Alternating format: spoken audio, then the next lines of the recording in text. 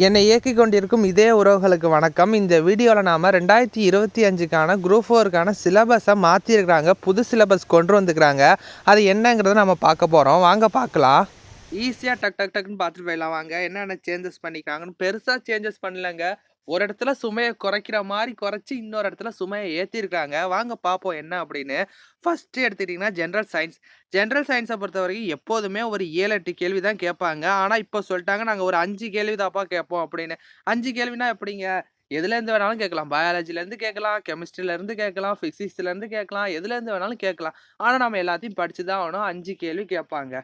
5 கேள்வி எதுலேருந்து கேட்பாங்க? சிலபஸில் உள்ளது தாங்க கேட்பாங்க. Light, sound, heat, nuclear physics இந்த மாதிரி இந்த சிலபஸில் உள்ளதை மட்டும் நம்ம கவர் பண்ணி படித்தோம் அப்படின்னா ஃபுட்டு, ஜெனட்டிக்ஸு, ஹியூமன் டிசீஸு இந்த மாதிரி முக்கியமான பாடங்கள் இருக்கும் பார்த்தீங்களா? அதை மட்டும் நல்லா கவர் பண்ணி படித்தா போதுங்க. முக்கியமாக 10th புக்கில் உள்ள நல்லா படிச்சிங்க அப்படின்னா இதுலேருந்து உங்களால் ஒரு 3 மார்க்குக்கு மேலே ஈஸியாக எடுக்க முடியும்.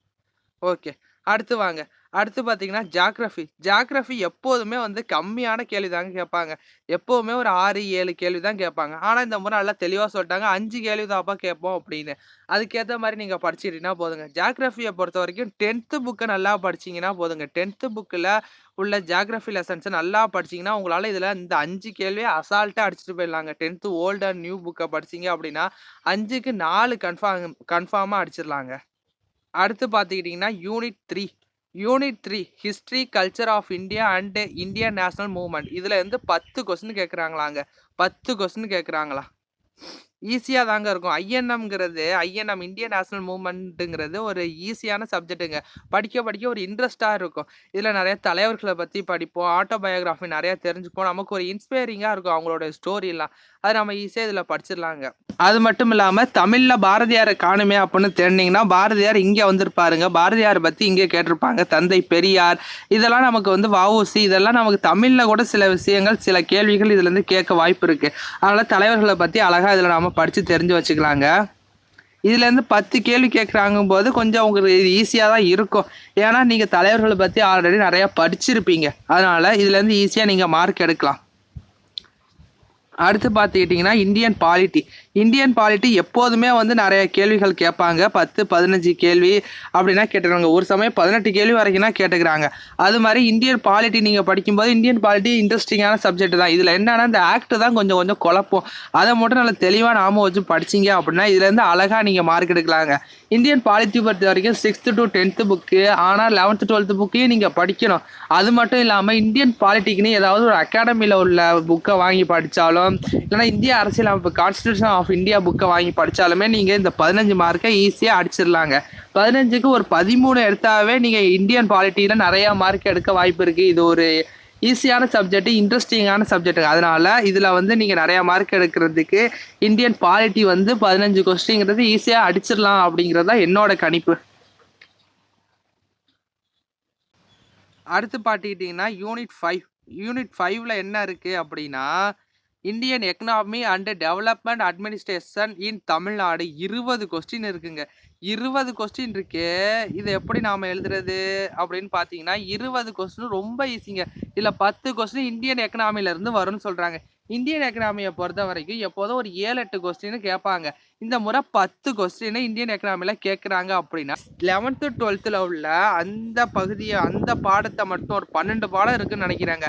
அந்த 12 பாடத்தை மட்டும் படிச்சிங்கன்னா 11th 12th உள்ள பாடத்தை மட்டும் படிச்சிங்க அப்படின்னா ஈஸியாக வந்து இந்தியன் எக்கனாமியில் உங்களால் வந்து 10 மார்க் எடுக்க முடியுங்க. அதனால இந்தியன் எக்கனாமியை பொறுத்த வரைக்கும் இது ஒரு நல்ல ஒரு ஈஸியான ஒரு சிலபஸ் குறைச்சதுல இது ஒரு அட்வான்டேஜ் இருக்குன்னா இந்தியன் எக்கனாமிக்ஸில் நம்மளால அதிக மார்க் எடுக்க முடியும்.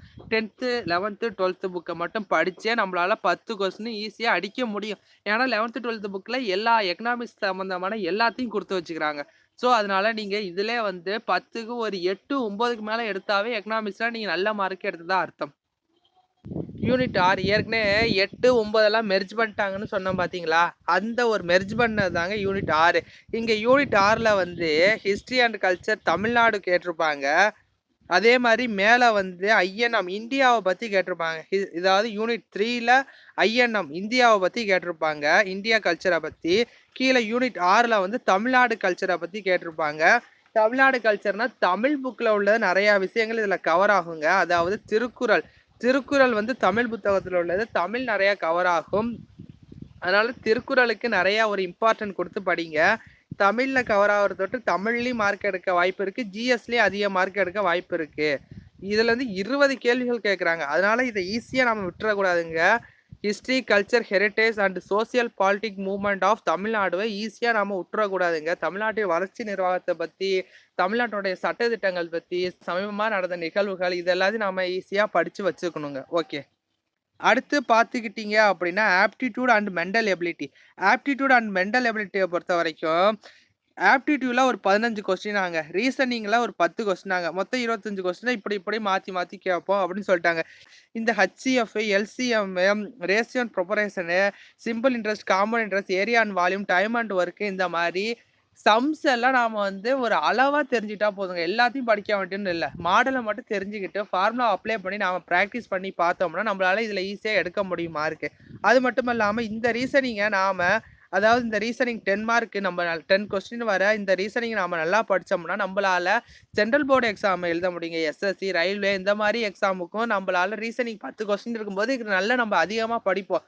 குரூப் 4 பொறுத்த வரைக்கும் ரீசனிங் நம்ம அதிகமாக படித்தோம் அப்படின்னா நம்மளால் மற்ற எக்ஸாமு, எஸ்எஸ்சி, ரயில்வேஸ் இந்த எக்ஸாமும் எழுதுறதுக்கான ஒரு அட்வான்டேஜ் இருக்குங்க. ஓகே, வாங்க அடுத்து போவோம்.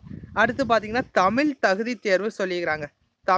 தமிழில் பொறுத்த வரைக்கும் ஏற்கனவே வந்து ஒரு 3ஆக பிரிச்சிருப்பாங்க. பகுதி ஆ, பகுதி இ அப்படின்னு 3ஆக பிரிச்சிருப்பாங்க. இப்போ வந்து ஒரு நிறையா பகுதிகளாக, நிறையா அலகுகளாக பிரிச்சுக்கிறாங்க. ஆனால் இந்த தமிழில் நிறைய அட்வான்டேஜஸ் நமக்கு கொண்டு வந்துக்கிறாங்க. இலக்கணத்தை பொறுத்த வரைக்கும் 25 கேள்வி தான் கேட்போம். அது எதுலேருந்து தான் கேட்போம் அப்படிங்கிறத, இலக்கணத்தை பொறுத்த வரைக்கும் 25 கேள்விகள் கேட்போம். அதுவும் எதுலேருந்து கேட்போம் அப்படிங்கிறத தெளிவாக கொடுத்துட்டாங்க.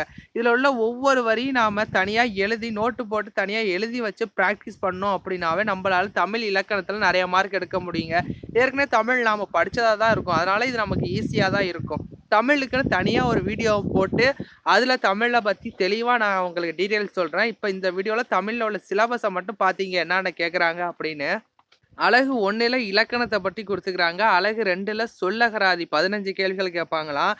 அடுத்து எழுதும் திறன், இதில் ஒரு 15 கேள்விகள் கேட்பாங்களாம்.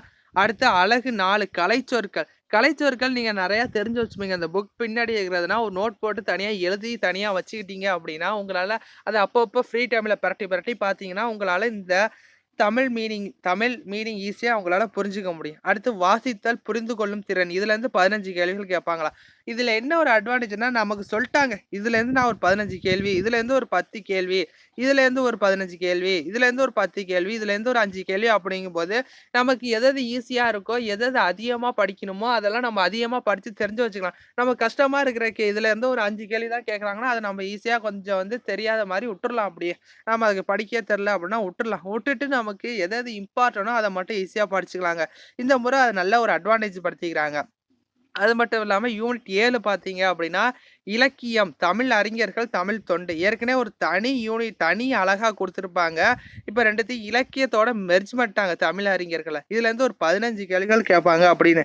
இதில் பார்த்துக்கிட்டிங்கன்னா இதுதாங்க கொஞ்சம் கஷ்டமாக இருக்கும். ஏன்னா இதில் எல்லா இலக்கியத்தையும் படிக்கணும், எல்லா தமிழ் அறிஞர்களும் பற்றியும் படிக்கணும். ஆனால் 15 மார்க் தான் கேட்பாங்களாம். அப்படிங்கும்போது கொஞ்சம் கஷ்டமாக தான் இருக்கும். ஆனால் என்ன, நம்ம தமிழ் அப்படிங்கிறத படித்து தானே ஆகணும்.